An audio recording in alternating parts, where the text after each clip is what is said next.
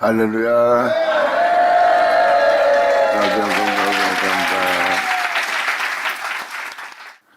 마태복음 13장 35절 기자. 이는 선자로 말씀하신 바 내가 입을 열어 비유로 말하고 창세부터 감추온 것들을 드러내리라. 창세부터 감춘 것을 드러낸다는 것은 영원한 세계입니다. 여러분이 보고 있는 세계가 아니라 가려져 있는 세계. 창세부터 감춰 있는 세계는 영원한 하나님의 나라밖에 없어요. 그러한 세계를 드러내리라 함을 이루려 함이라. 그러면 이 영원한 세계를, 이 창세부터 감춘 세계를 누구한테 드러낼까요? 바로 이 은혜를 받을 자.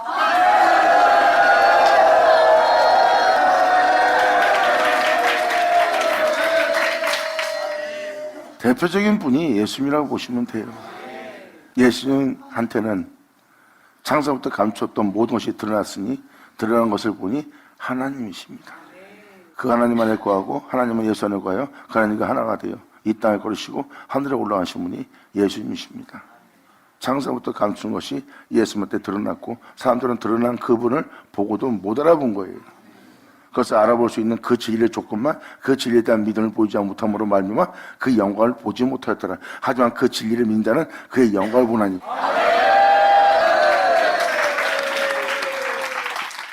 진리는 보이지 않습니다. 근데 사람이 진리로 살아요. 진리는 보이지 않는데 진리로 산다면 그 진리가 100% 있는 거죠. 사람들은 진리의 금은 이 세상 속에 현실적이지 않는 것처럼 봅니다. 그래서 사람들은 진리 말하고 진리를 찾고 있어요. 그런데 예수님은 그 진리를 지닌 자예요. 지닌 거로 끝나지 않고 예수님은 그 진리 가운데 행하여 진리 가운데 사신 분입니다. 이것이 바로 현실인 거예요. 그러므로 그 진리를 알므로 그 진리를 지니고 그 진리를 지닌 자는 바로 세상의 현실이 아니라 그 진리가 현실인 겁니다. 그들이 바로 진리 가운데서 이 땅을 걸을 영혼들이에요. 예수님의 뒤를 쫓아. 이것이 바로 진리를 지닌 진정한 영혼의 모습이고, 진리를 지닌 진정한 영혼의 모습을 자세히 살펴보시면 주 예수로 같은 형상을 하고 주 예수로 인하여 세워져 주 예수로 말미암아 행할 수 있는 존재가 된 걸 깨달을 겁니다. 그러므로 그들이 예수님처럼 그 일을 행한 자가 된 그들을 보면 그들 안에 예수가 있는 거고, 예수가 있는 그들 안을 보니 진리가 그 안에 거하는 거예요. 그러므로 그 진리를 지닌 그들은 그 진리에 따라 행하는 자가 되었어요. 그 진리는 그 영혼 속에 비현실이 아니라 그들은 이 세상의 비현실이고 그 진리가 그 영혼의 현실이 되어 그 진리로 충만함을 얻어 그 진리 가운데 행하는 영혼의 모습이에요. 그 영혼이 어떻게 진리를 지닌 자가 되었을까? 그 지금 이 비유를 읽어드릴 때 바로 그 진리를 그 영혼이 소유할 수 있도록 하나님은 그 은혜를 이 땅에 내렸고, 그 영혼은 그 은혜를, 그 씨를 제밭에 뿌린 사랑 같아서 결국은 그 진리가 그들 속에서 풍성해진 겁니다. 하늘로부터 오는 그 진리의 씨 뿌림을 받은 자가 제밭에 뿌린 자가 되어서 그 진리가 그 영혼 속에 현실되었고, 현실된 그 영혼 속에 그 진리는 그 영혼 속에 풍성해진 거예요. 그러므로 그들은 방금 말한 그들처럼 그 진리를 지닌 영혼이 됩니다.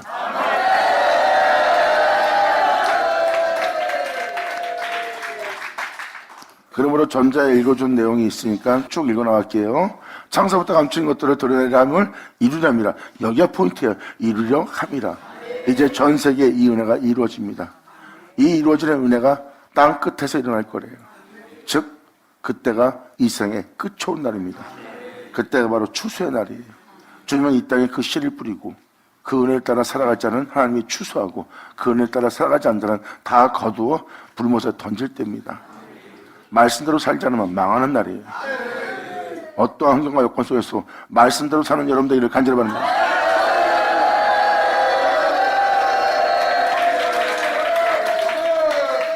육체에 불이익이 있고 가족한테 불이익이 있고 가정에 불이익이 있고 자신한테 불이익이 있다고 말씀대로 살지 않는다는 것은 여러분 자신의 위익이 있을 때 말씀대로 살고 자신에게 위익이 없을 땐 말씀대로 살지 않겠다는 거예요.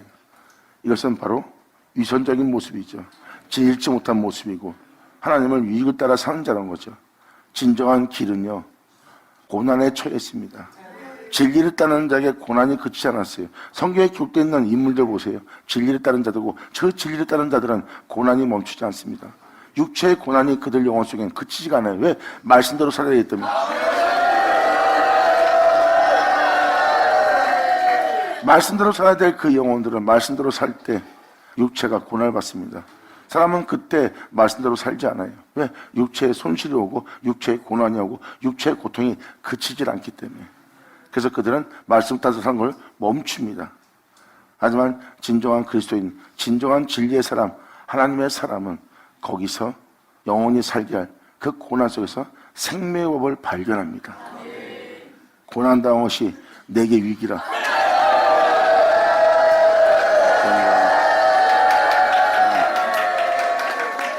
자신의 고통을, 자신의 고난을 그 말씀대로 살고자 자신에게 일어난 현상, 고난, 환난을 겪고 몸에 대한 유익이 없고 오히려 반대로 고통이 따르고 핍박이 따르고 조롱과 비웃음이 따르고 사람들의 눈을 킴이 따라요. 말씀대로 살고자 할 때 몸은 오히려 박해와 고통과 비웃음을 삽니다. 그럴지라도 육체가 그러한 고통 중에 있을지라도 육체가 그 고난 중에 있을지라도 나는 말씀대로 살 거야 하고 그 고난 중에 율례, 영원한 생명을 발견할 자. 그들이 바로 거기서 그 고난을 자기의 유익으로 삼는 복음을 받아들인 영원한 영의 사람의 모습이에요. 그들이 바로 말씀을 따라 살아갈 때 자신에게 일어난 고난은, 환난은, 고통은, 괴로움은, 쓸쓸함은, 고독은 나에게 유익이라고 표현합니다. 이것이 더욱더 크면 클수록 이것은 나의 영광이라고 말할 거예요. 할렐루야! 이들이 바로 말씀대로 살 자들의 모습입니다. 그래서 성경을 보면 말씀을 따라 살면 세상 기쁨과 즐거움과 만족을 얻지 못합니다. 이것이 진리의 길이에요. 그 고난 속에 주님이 홀로 걸어가신 그 길이 숨어 있는 겁니다. 그 길은 바로 이 세상 흉흉한 바다의 파도에 숨겨져 있는 거예요. 바다는 세상이고 흉흉한 파도는 그 진리 따라 살지 못하게 할 이 세상의 환난이고 고난이고 이 세상에서 비웃는 박해 모든 것이에요. 세상 것을 지니지 못하면 이 땅에서 힘을 내고 살지 못합니다. 그리고 그것이 오히려 더 진리 따라 살고자 하면 그것이 흉흉해져 결국 더욱더 핍박하는, 표하는 바닷물결처럼 다가옵니다. 그런데 그 고난 속에 환난 속에 그 진리의 길, 주님이 홀로 행하신 영원한 생명길이 감춰 있다는 것.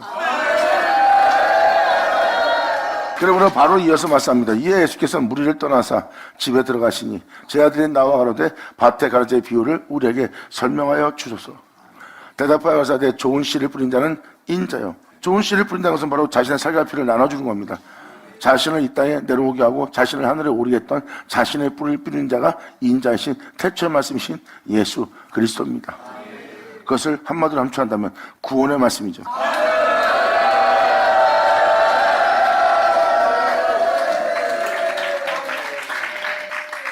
구원의 말씀, 사람을 구원할 말씀은 진리고 그 진리는 바로 예수입니다. 그래서 그 씨를 그 땅에 뿌렸더니 그는 그 영혼을 구원할 구원의 말씀이고 그 구원의 말씀이 그들 영혼 속에 풍성해지고 나니 이는 여러분 속에 거하실 진리신 독생자이신 예수 그리스도시더라. 아멘.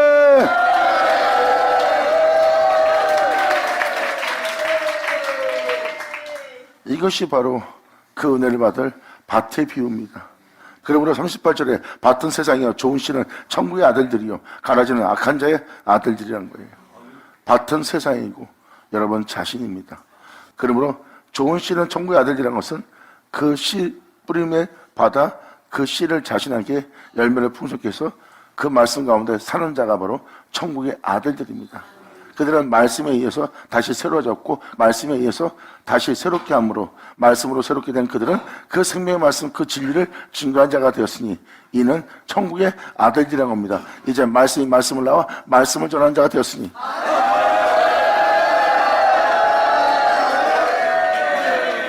좋은 씨는 천국의 아들이라는 것은 그 말씀대로 된 아들들을 얘기합니다. 그들은 그 진리로 세워졌고 그 진리를 증거한 자가 되어 그 진리로 사는 자가 된 거예요. 그들은 이제 그 말씀으로 사는 그 말씀 안에 있어 말씀을 마치며 그 말씀을 증거하는 진리의 복음의 전도자가 됩니다. 이들이 바로 천국의 아들들이에요. 그 말씀에 헛되이 되게 하는 자는 가라지니 그 가라지는 악한 자의 아들들입니다. 가라지를 심은 원수는 마귀요 추수 때는 세상 끝이요 추수꾼들은 천사들이니 이 추수하는 때가 바로 이 세상의 끝이 온 세계입니다. 주님은 죄인을 구하러 왔고 그 죄인이 회개하면 그건 주님은 그 죄를 사하고 주님은 그 죄를 없이 하고 그리고 주님은 그들을 복되게 하여 자신의 뒤를 따라 생명의 빛을 얻게 하러 오십니다. 할렐루야! 아멘! 그러므로 추수 때는 세상 끝이요 추수꾼들은 천사들이니 그런즉 가라지를 거두어 불에 사르는 것 같이 세상 끝에도 그러하리라. 인자가 그 천사들을 보내리니 저희가 그 나라에서 모든 넘어지게 하는 것과 넘어지는 건 뭐야? 진리 따라 살지 못하는 것과 또 불법을 행하는 자들, 진리가 아닌 헛된 것을 쫓게 하는 자, 진리가 아닌 다른 것을 사랑하게 하는 불법을 행하는 자들을 거두어 내어 풀무에 던지려니 거기서 울며 이를 갈미 있으리라. 진리를 따라 살아야 될 자가 세상을 사랑하게 만들고 진리를 사랑해야 될 자가 세상 것을 사랑하게 만든다면 그것이 바로 불법을 행하는 자들이에요. 그들은 주님 것을 가지고 팔아먹는 자고 자신의 유익만을 위해서 증거된 자들입니다. 이들은 풀무에 던져 슬피 울며 이를 갈게 할 곳으로 간다는 겁니다. 그때의 의인들은 그 의인은 누구였습니까? 그 말씀을 따라 행한 자, 그 가르침대로 행한 자, 아버지께서 명하신 그 말씀대로 어떠한 상황 속에서도 자기 육체가 고난에 처할지라도 그 말씀대로 행한 자는 바로 의인입니다. 진리를 따라 행하는 자는 의인이고 그 의인은 자기 아버지 나라에서 해와 같이 빛날 것입니다. 말씀대로 사는 자들은 아버지 나라에서 해와 같이 빛날 거래요. 말씀대로 행하는 자는 아멘.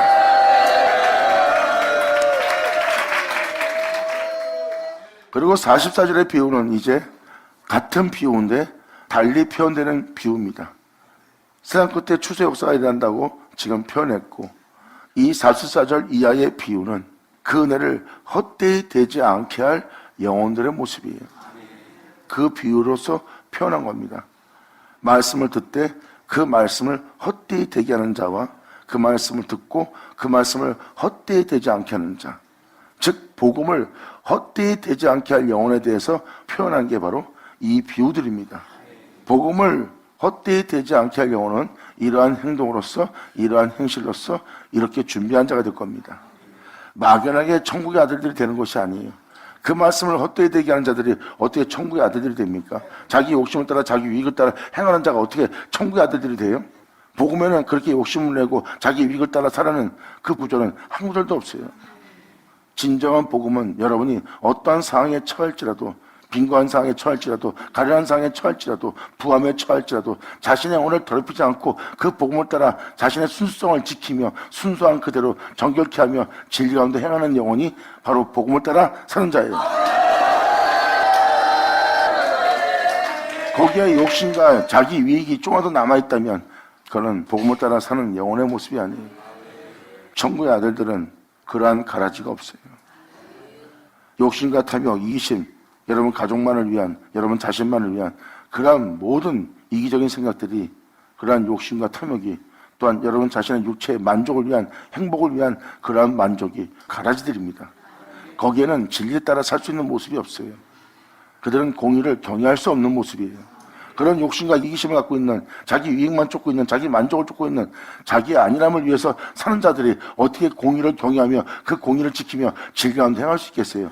안 그래요? 자신을 위해 사는 자들이 하나님의 공의를 경외하고 진리 가운데 행하는 자는 자신의 모든 것을 잃어버리면서까지 고난에 처하면서까지 일깨면서까지 배신당하면서까지 빼앗기면서까지도 어떤 악도 저지르지 않고 거기서 용서하고 그들의 허물을 덮으며 자신이 빈곤에 처할 자도 가난에 처할 자도 끔찍한 환난에 처할 자도 벌거벗김을 당하는 고난에 처할 자도 자신의 고통을 돌아보지 않고 진리 가운데 행하여 진리를 증거한 자의 모습이에요. 그들이 바로 천국의 아들들이라.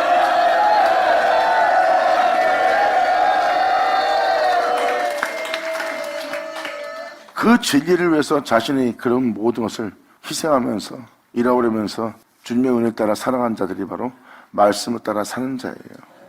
그 사람들은 자신의 영혼을 더럽히지 않을 진리가 그들 영혼 속에 있어요. 그래서 그들 속에 있는 진리가 그 영혼을 더럽히지 않게 합니다. 이것이 바로 진리를 지닌 영혼의 모습이요, 복음을 받아들인 영혼의 모습이요, 그 복음을 헛되이 되지 않게 하는 영혼의 모습입니다. 이들은 바로 아버지 나라에서 해같이 빛날 겁니다. 귀인 자는 들을지어다. 아멘.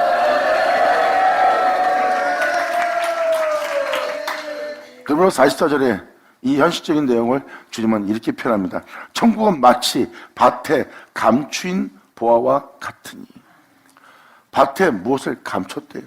사람이 이를 발견한 후 그 진리를, 그 생명의 말씀을, 그 복음을 발견한 후 자신을 영원히 썩장 죽지 않고 살게 할 영원한 그 말씀에 대해서, 그 생명에 대해서, 그 구원의 말씀에 대해서 발견한 후에 숨겨두고 기뻐하여 돌아가서 자기의 소유를 다 팔아 그 밭에 삽니다. 그 모습을 자세히 보시면 예수님의 모습인 걸 볼 겁니다. 영광!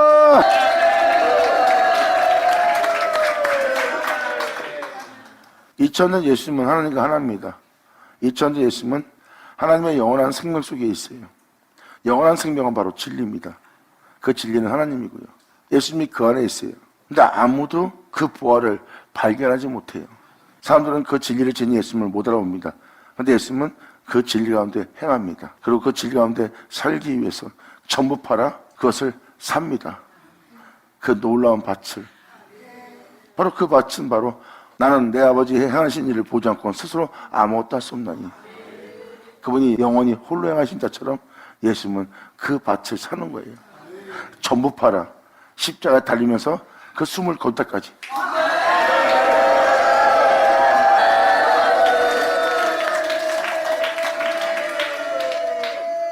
진리를 지닌 자는 진리 가운데 행하고 진리 가운데 행하는 자는 외적으로 자신을 드러내지 않습니다. 그러므로 사람들은 그 사람의 내면에 일어나는 사건을 못 알아보는 거예요. 그 사람은 남들이 알아보지 못해도 진리 가운데 행합니다. 자기의 위익이 없어도 오히려 그 말씀을 따라 행하느라, 그 진리 가운데 행하느라 고난에 처하도, 배신을 당하도, 배반을 당해도, 자신이 지닌 것을 빼앗길지라도 그들은 진리 가운데 행합니다. 아무도 알지 못하는 그 진리를 자신 안에 감춘 자의 모습이에요. 남이 알아주지 않아도 그들은 진리 가운데 행합니다. 오히려 진리 가운데 행하면서 자기의 재산을 잃게 됩니다. 근데 그들은 잃지 않게 할 것을 선택하면 진리 가운데 행하지 못해요. 오히려 그들처럼 욕심을 내며 다투며 싸우며 전쟁하며 그 재물을 지켜야 됩니다. 근데 그 재물을 지키자니 자기가 진리 가운데 행할 수 없는 자가 되고 자신의 원을 드릴 수 있기 때문에 그들은 그 재산을 잃어버립니다. 스스로 고난에 처하며. 보세요. 그 진리를 감춘 자의 영혼의 모습이에요.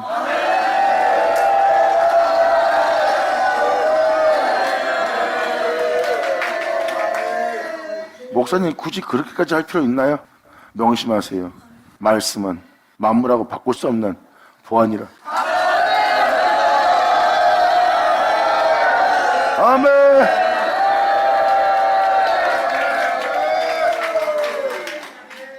이것이 진리입니다.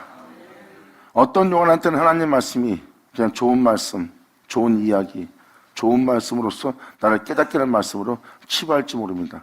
하지만 어떤 영혼한테는 전부 팔아 그것을 가장 소중하게 여겨야 될 보화로 여기는 자가 있어요. 바로 그 말씀으로 보화로 여기는 자가 전부 팔자입니다. 이스라엘의 허탄한 이야기로, 철학으로, 좋은 말씀으로 치부하고 끝내는 자가 될 것이냐, 아니면 전부 팔아 가장 값진 말씀이 되게 하느냐.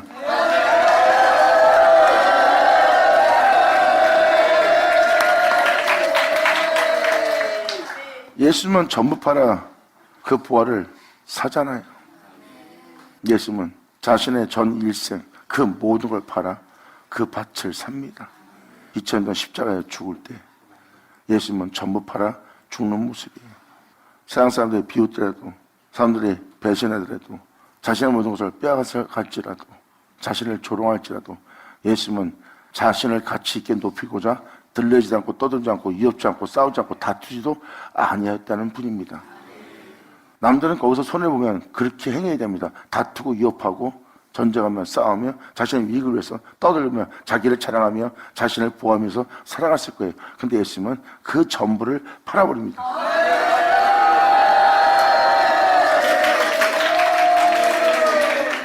저는 여러분들이 이 생명의 말씀, 천국복음을 가장 귀하게 여긴 자가 되길 바라요. 하나님 말씀 듣고 하나님 말씀으로 행해보세요. 그럼 여러분은 딱 한 사람 떠오를 겁니다. 그 말씀대로 행하여 그 말씀대로 마친 그 밭, 예수. 아멘.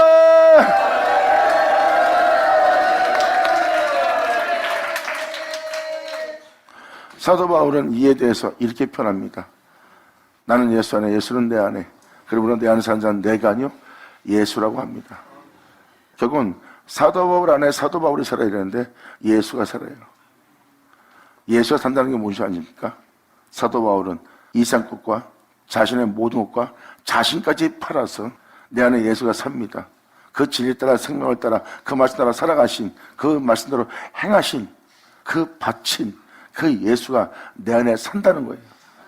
그리고 내가 그분이 행한 것처럼 내가 행할 수 있는 것은 내가 전부 팔아 그 밭을 샀나니.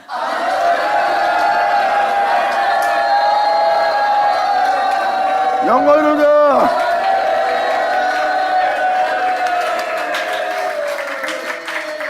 이게 마지막 날 세상 끝에 추수의 날에 일어날 비유입니다. 그들은 하나님 말씀을 헛되이 되지 않도록 그 보화를 발견한 게 숨겨두고 가서 전부 팔아 자신이 자신의 것이라는 자신의 소유까지 다 파는 자예요. 이 세상 것을 지닌 것과 자기 자신과 자기 내면에 있는 모든 것과 자기 자신이란 자신까지 그 소유를 다 팔아 그 밭을 사는 자예요. 오직 그와 같은 형상을 하기 위해서 그로 인해 행하여 그로 말미암아 마칠 수 있도록 자신 안에 주 예수만 계시도록. 주 예수만 내 안에 계시기 때문에 내가 예수님처럼 육체를 입고 진리를 따를 수 있는 거예요. 내가 예수님처럼 진리를 따를 수 있는 것은 내가 바로 그 밭을 산 거죠.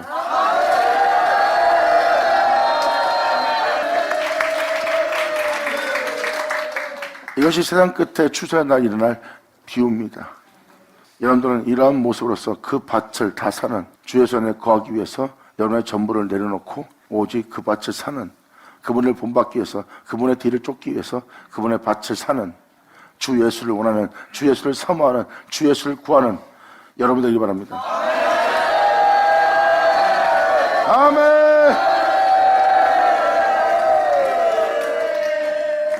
그래서 그 말씀대로 살지 않는 자신을 팔아와 그 말씀대로 산 그 밭을 삽니다.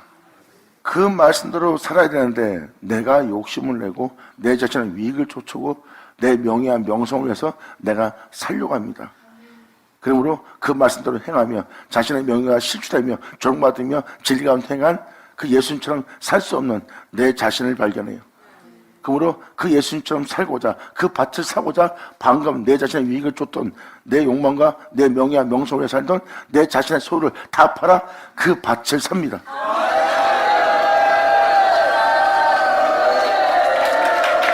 자, 이것이 바로 마지막 날 자신의 소유를 다 팔아 밭을 사는 진정 주님을 사랑한다는 것을 증거하며 진정 그분 안에 거하여 그분처럼 살고자 그로 말미암아 일어서고자 하는 영혼의 모습이에요. 그들은 말로만 떠드는 것이 아니라 그 은혜 속에서 직접 그 은혜에 따라 살고자 그 밭을 사고자 모든 소유를 팔면서 그분을 사랑하는 자예요. 몸으로써 자신의 행함을 알리는 자입니다. 이들은 바로 그 복음을 헛되이 되지 않게 하기 위해서 그들은 모든 자신의 소유를 팔아 그 진리에 따라 사는 그 예수님의 밭을 사는 자예요. 그래서 여러분들은 예수님처럼 죽고 예수님처럼 살아서 예수님처럼 행하신 자가 되는 거예요. 바로 마지막 날 그 밭을 살 자를 표현하고 있습니다. 또한 이것을 다음 절에 이 비유와 똑같은 비유를 표현합니다. 천국은 마치 좋은 진주를 구하는 장사와 같으니. 좋은 진주를 구하는 장사 같은 건 뭐예요? 여러분이 의롭게 착하게 정말 진짜 의인으로서 살고자 정말 참된 자로서 살고자 하는 여러분한테 소망이 있어요. 그리고 예수님처럼 거룩하게 살고 싶다. 사도 바울처럼 다윗처럼 정말 주님을 사랑하며 그러한 자들처럼 그러한 거룩한 길을 걸으며 살고 싶다 하는 마음의 소원들이 다 있을 겁니다. 그들이 바로 그 진지를 구하는 장사꾼들이에요. 여기서 말하는 진주는 바로 이러한 자들입니다. 세상 것을 사랑하고 세상의 아름다움을 사랑하는 자가 진주가 아니에요.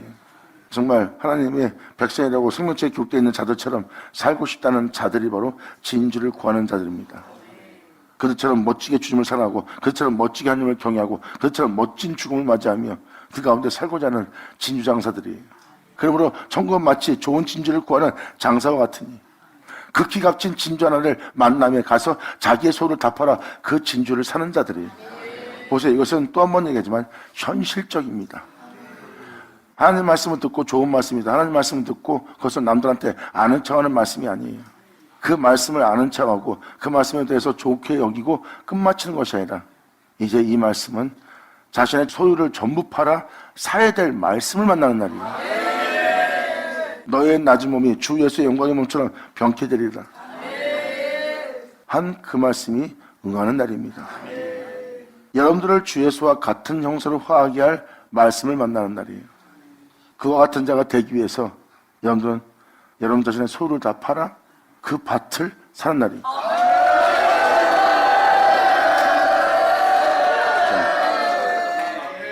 이것이 바로 그날의 그 백성들이 취할 현실들이에요. 바로 하나님의 생명의 말씀이 여러분의 일생의 전부인 것을, 그보다 더 귀한 것은 없다는 것을 알아야 되는 날입니다. 이야기만 듣던 주님을 여러분이 직접 그것을 만지며 보며 헤아리며 알며 같은 일 할 때입니다.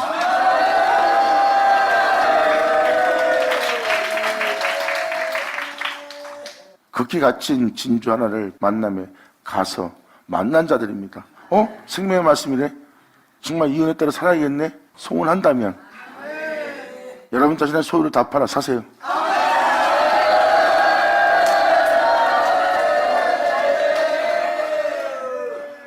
이 소유는 여러분들은 돈만 생각합니다. 돈이 아니에요. 돈은 그냥 제일 먼저 버려야 될 그냥 아무것도 아닌 것이 돈입니다. 소유를 다 팔 때 가장 어려운 게 여러분 자신입니다.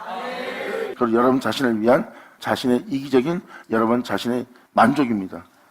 이러한 모든 소유를 팔아야 돼요. 그리고 나는 나다라는 나 자신까지 다 팔아야 돼요. 사도 바울은 그러잖아. 이제 육체 가운데 사는 자는 내가 아니요. 누가 산다고요? 사도 바울은 세상 것, 자기 주변, 자기 지인, 자기 자신까지 다 팔아 자신 안에 예수만 계시도록 그 밭을 소유를 다 팔아 산 자의 모습이에요. 아멘.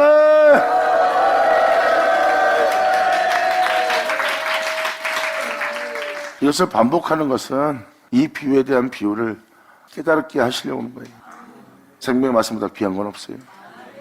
그것이 보화처럼 보이지 않던 여러분들, 이제는 그 말씀 따라 사는 것이 힘들다고 하지 않고 그 말씀대로 살고자, 말씀대로 살지 않겠다고 변명하며 이유를 대며 뒤로 물러가는 영혼들 보면 다 썩을 것의 유익을 위해서, 헛된 유익을 위해서 하나님 말씀대로 살지 않는 자신을 발견할 거예요. 그렇게 여기며 자신의 신앙생활을 해왔던 존재가 이제 다시 눈을 뜨고 보니 그것이 정말 내가 헛된 일에 서 있다는 것을 깨달을 겁니다. 그것을 내가 말씀대로 살지 않으며 말씀을 그렇게 좋은 말씀으로만 치부하고 그 말씀의 소중함도 귀중함도 알지 못했던 내가 이제 그것을 보화로 발견합니다.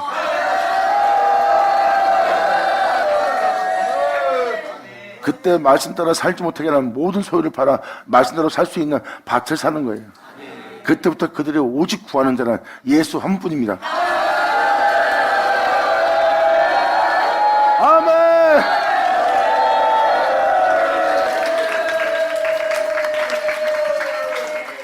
그러므로 진주장사는 극히 값진 진주 하나를 만남에 가서 자기 소유를 다 팔아 그 진주를 사는 영혼의 모습이에요. 그 영혼들이 진정 주를 사랑하고 그 은혜를 헛되이 되지 않게 위해서 이 땅을 걸을 자의 모습이에요. 그런데 다음 절은 그 은혜를 받아놓고 그 은혜대로 행하지 않으면 이제는 하나님이 거둬내는 날이에요. 또 천국은 마치 바다에 치고 각종 물고기를 모는 그물과 같으니, 각종 물고기를 막 모는 그물 같습니다. 천국은 바로 복음으로.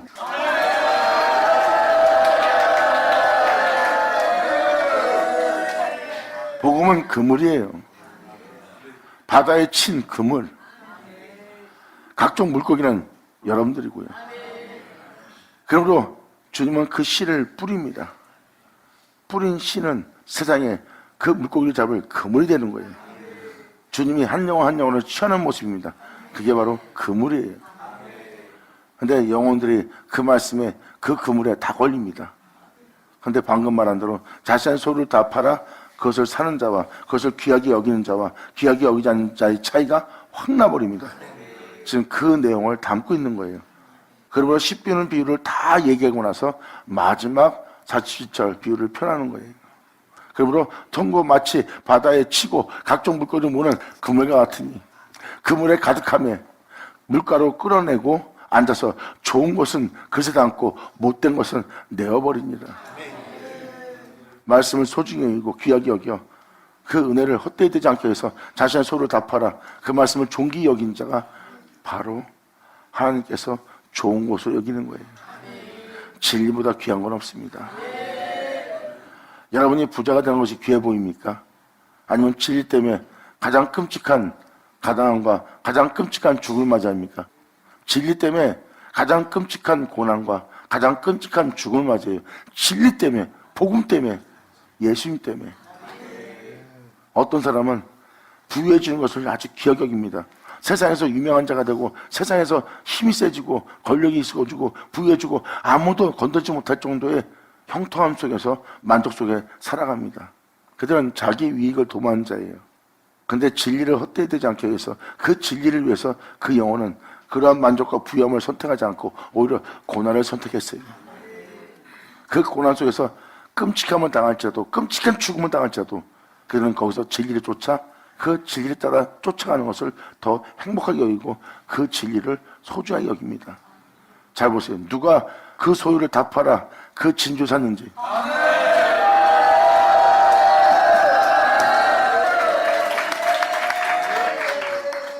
진리를 쫓기 위해서 자신이 원하는 모든 것을 다 버린 영혼의 모습이에요. 이것이 바로 좋은 것입니다. 왜 주님은 낡은 가죽 부대와 새 부대를 얘기했고 새 포도주를 표현했을까요? 새 포도주는 바로 그 보와 그 진주입니다. 주님은 새 부대를 필요합니다. 낡은 가죽 부대가 아니라 새 부대. 그 은혜만 담고 그 은혜만 풍성하게 되게 할 새 부대. 그 은혜를 헛되이 되지 않게 할 새 부대. 그 새 부대가 바로 그 소유를 다 팔아 그 진주를 사는 것 같으니라. 감사합니다. 이것이 세상 끝에 일어날 현상입니다. 그래서 이것을 마지막 때 일어날 일이니까 나는 상관이 없다 하고 보지 말고 이 시대를 자세히 살펴보면 그 마지막 시대에 마지막 때를 살고 있는 것을 본인 스스로가 깨달을 겁니다. 그리고 자신 속에 가라지 엉겅퀴가 잔뜩 있음을 볼 겁니다. 말씀 따라 살아갈 열매는 하나도 보이지 않고 말씀을 따라 사는 모습은 여러분 마음을 살펴보세요. 그럼 거기에는 분명히 성령의 열매가 있을 거예요. 거짓이 없는 온유와 진심과 희락과 사랑과 깨끗함과 정결함이 그 안에 있을 겁니다. 근데 그렇지 못하다면 여러분들은 가라지 엉겅퀴가 잔뜩 나 있는 여러분 자신을 볼 거예요. 그건 어떻게 처리할 겁니까? 그러한 모습은 어떻게 여러분이 다 걷어낼 거예요. 그래서 여러분들은 추수할 말씀이 없이는 그 죄악을 걷어내지 못합니다. 여러분 스스로 여러분이 아무리 의롭게 신앙생활하고 아무리 경건해도 여러분 속에 있는 죄악은 거둬지지 않을 겁니다. 여러분의 죄악은 없어지지 않을 거예요. 그걸 뽑아낼 자, 그것을 멸할 자, 거기서 건져낼 자. 여러분들은 그 주님 만나야 됩니다.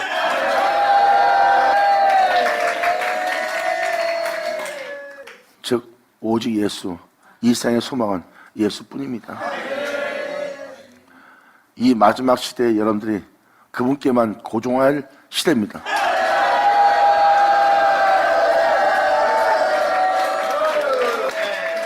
여러분의 시선은 이제 그분께만 고정시키고 다른 것을 보지 않는 시대를 맞이한 거예요. 여러분의 인생에 그분께만 올인해야 되는 시대를 지금 표현하고 있어요.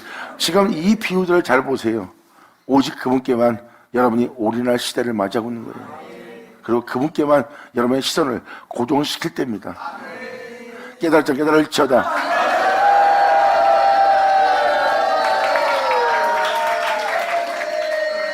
그러므로 그물에 가득함에 물가로 끌어내고 앉아서 좋은 것을 그릇에 담고 못된 것은 내어 버리니라. 못된 것은 뭐겠어요? 그 말씀 따라 살지 않는 자죠. 예수 믿으세요 그러고 사람들은 복음을 전합니다. 그 사람들은 그 말씀을 듣고 교회 생활하고 예수를 믿고 교회 생활하면서 사람들이 교회로 들어옵니다. 세상 사람들이. 그게 바로 그물이에요. 그리고 생명의 말씀은 바로 그들을 구원할 말씀, 생명 속에 살게 할 말씀이에요. 주님은 그물에 친 그물을 갖고 그 물가로 끌어내는 겁니다. 이제 여러분들은 복음과 그리고 예수를 믿는 신앙생활을 하고 있는 거예요. 그것이 바로 그물을 친 그물에, 세상에서 그 바다에서 그물에 걸린 영혼들의 모습이에요. 이제 그 영혼들을 물가로 끌어냅니다. 생명의 말씀 앞으로. 할렐루야!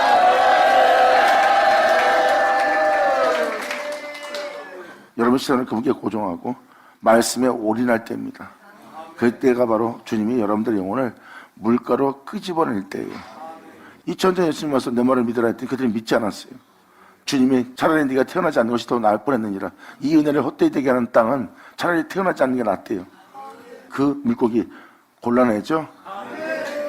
이 말씀을 받아들인 자는 받아들이고. 자, 이게 지금 그 내용입니다. 그러므로 그물에 가득하면 물가로 끌어내요. 생명 말씀 앞에 끌어내요. 앉아서 좋은 것을 그릇에 담고 못된 것은 내어버리는 날입니다. 2000년 전 그때와 같이. 아멘. 2000년 전 예수님은 생명의 말씀을 전했습니다. 그들은 메시아를 기다렸던 땅이고 주님은 그들 앞에서 생명의 말씀을 전했어요.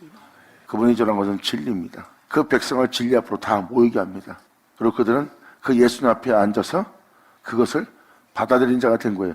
이게 바로 마리아의 모습이에요. 마르다는 음식을 준비하고 있어요. 근데 마리아는 예수 앞에 앉아서 말씀을 듣습니다. 예수님이 주는 생수를 마십니다. 주님은 말씀하십니다. 마리아야, 네가 가장 좋은 걸 택했느니라. 아멘. 영광이로다.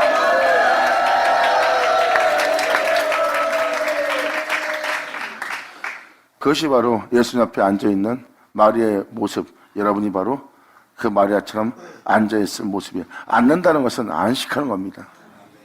내가 주님 앞에 있으니까 마음을 놓고 영원히 안식하며 자신의 수고를 멈추고 그분 앞에 온전히 앉아서 은혜를 받는 자의 모습이에요. 주님은 그 물가로 그를 끌어내고 있고요. 마리아를 주님은 그 물가로 생수 앞으로 끌어낸 겁니다. 마르다는 아직도 분주합니다. 예수님을 위해서 음식을 준비하느라고. 그리고 그 음식을 준비하도록 도와달라고 주님한테 따질 정도예요. 근데 그냥 두어라. 나는 한 가지만 해도 족하니라.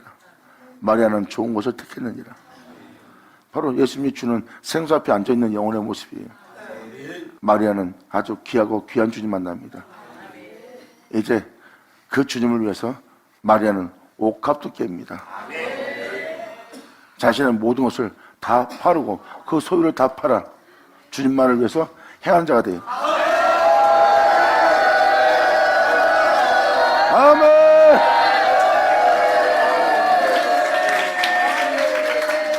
이 48절은 마지막 날에 이러한 일이 벌어진대요. 감사합니다. 받으자, 받을 쳐자.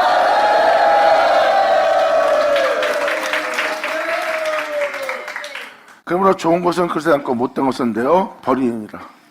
세상 끝에도 이러하리라. 지금 이 비유들이 세상 끝에 일어날 비유들입니다. 말세는 멀은 것 같아. 그건 여러분들은 준비 안 하는 거고요. 이 시대가 말세 같아. 이제 세상 끝이 온 것 같아.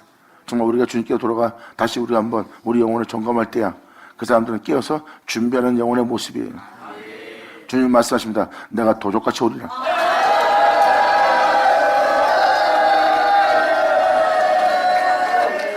마지막 시대에 마지막 때를 사는 것처럼 자신의 영혼을 깨워서 자신의 영혼을 점검하며 산다면 그 영혼이 바로 깨어있는 자고 언제 어느 때 올지 모르는 도둑같이 오실 주님에 대해서 준비하고 있는 영혼이에요. 준비하지 않는 자와 준비한 자의 차이는 엄청나느니라. 받으냐 받을 쳐자.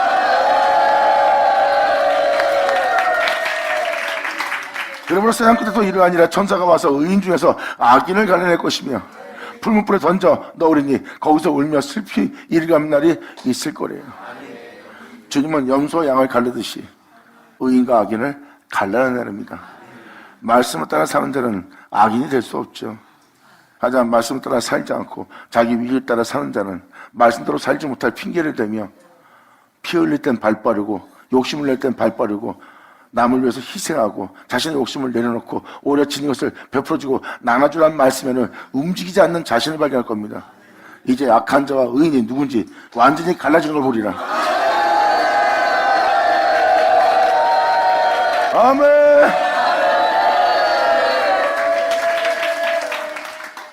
이 모든 것을 깨달았느냐 하시니 대답하되 그라오이다.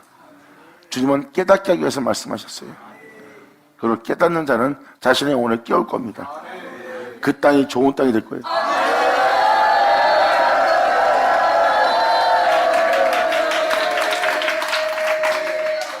예수께서 하시되 그러므로 천국에 제대한 서기관마다 마치 새 것과 옛 것을 곳간에 내오는 집주인과 같으니라.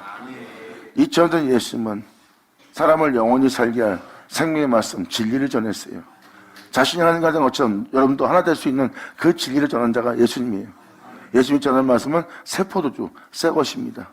이것은 바로 오늘날 이 시대에 이루어지게 할 말씀이다 하고 새 포도주를 내어준 게 바로 새 것입니다. 옛 것은 바로 선제로 이모양적으로 역사였던 말씀들이에요. 선제로 말했던 이모양적으로 했던 옛 것, 그리고 그 옛 것과 새 것, 이건 바로 동일한 말씀입니다. 주님은 선자로 예언했고 선자로 예언한 말씀을 이루었고 또 선자로 예언했고 선자 말씀을 예언했고 그리고 마지막 날 그날에 예언할 예언이 성경에 기록되어 있습니다. 그것이 옛 것이에요. 그리고 새 것과 옛 것을 그 곳간에 내오는 집주인과 같대요. 이건 뭐예요? 2000년 전 모세오경, 선자글, 시편글을 다 통해서 나를 기록한 말씀이라고 예수님이 그 옛 것을 전했어요. 그리고 예수님은 자신이 하는 말은 오늘날 그 말씀을 선자의 말씀을 이루어지게 할 새 것이라고 했어요. 그러므로 천국에 제대한 서기관마다 마치 새 것과 옛 것을 그 곳간에 내오는 집주인과 같은 모습이에요.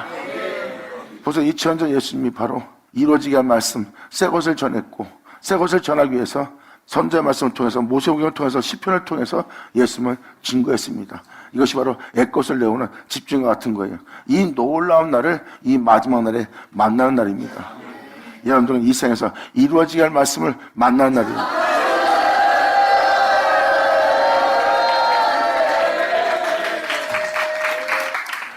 예수께서 이 모든 비유를 마친 후에 거기를 떠나서 고향으로 돌아가서 저희 회당에서 가르치시니 저희가 놀라가로되 이 사람의 지혜와 이런 능력이 어디서 났느냐, 이러한 지혜가 이러한 가르침의 능력이 어디서 났느냐, 이는 그 목수의 아들이 아니냐, 그 모친은 마리아, 그 형제는 야고보, 요셉, 시몬, 유다라 하지 않느냐, 그 누이들은 다 우리와 함께 있지 않냐, 그런즉 이 사람이 이 모든 것이 어디서 났느냐 합니다.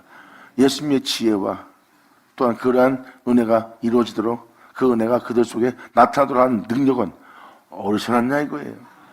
이들은 지금 예수님을 목수의 아들로 보고 있고 자신이 알고 있는 자들의 형제로 보고 있어요. 즉 세상의 눈으로 세상 사람으로 보고 있습니다. 그의 신분과 그의 형제들의 모습을 보여서 예수님을 그대로 있는 모습 그대로만 보고 있는 거예요.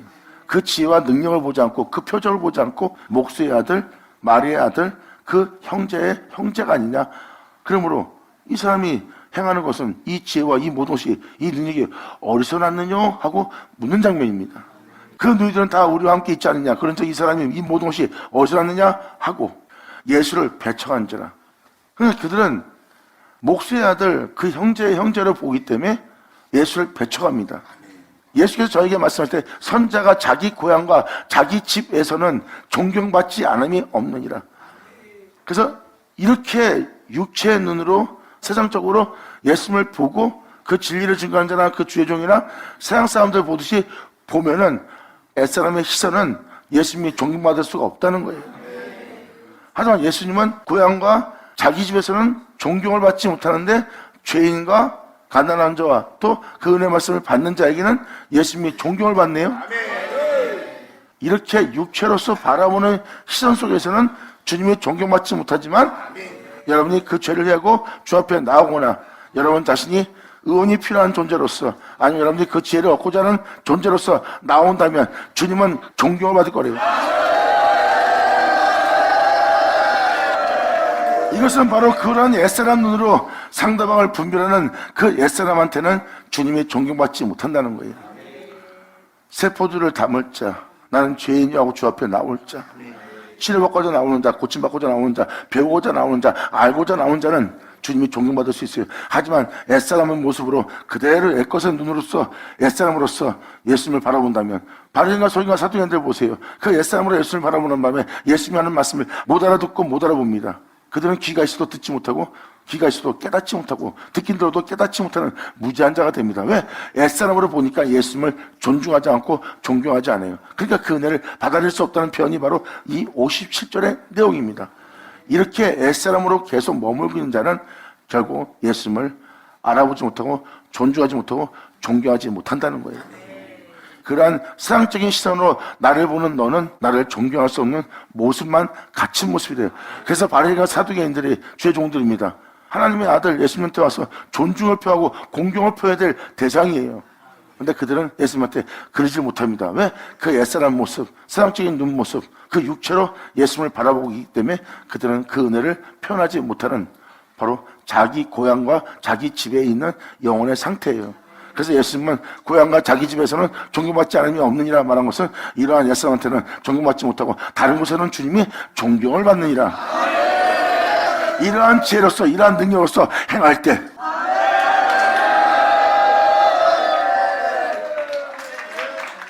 그러면서 이 구절로 주님은 여기서 이 표현을 씁니다.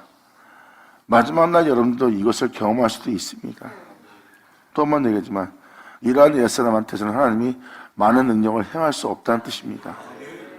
여러분이 옛사람께 머물고 있고 자신의 육체에 머물고 있고 아직도 여러분이 제 가운데 있으면서 주님께 회개할지 모른다면 여러분은 거기서 진리에 대해서 존중을 보이지 않고 존경을 표하지 않고 경외치 못할 겁니다. 옛사람한테 머무는 이상 공경함이 보이지 않아요. 공경을 보이지 않는 것은 교만한 상태고 교만한 상태는 하나님의 말씀을 들을 수 없는 상태가 됩니다. 그러한 옛사람한테는 하나님의 표적을 일으킬 수 없어요. 지금 예수님은 그 표현을 쓰고자 하는 표현을 쓴 겁니다. 그러므로 저희가 믿지 않음을 인하여 거기서 많은 능력을 행치 아니하시느니라. 이러한 옛사람에 머물고 있는 한 주님의 표적을 일으킬 수가 없어요. 예수님의 구주 사모합니다. 원합니다. 거기는 막 역사 일어납니다.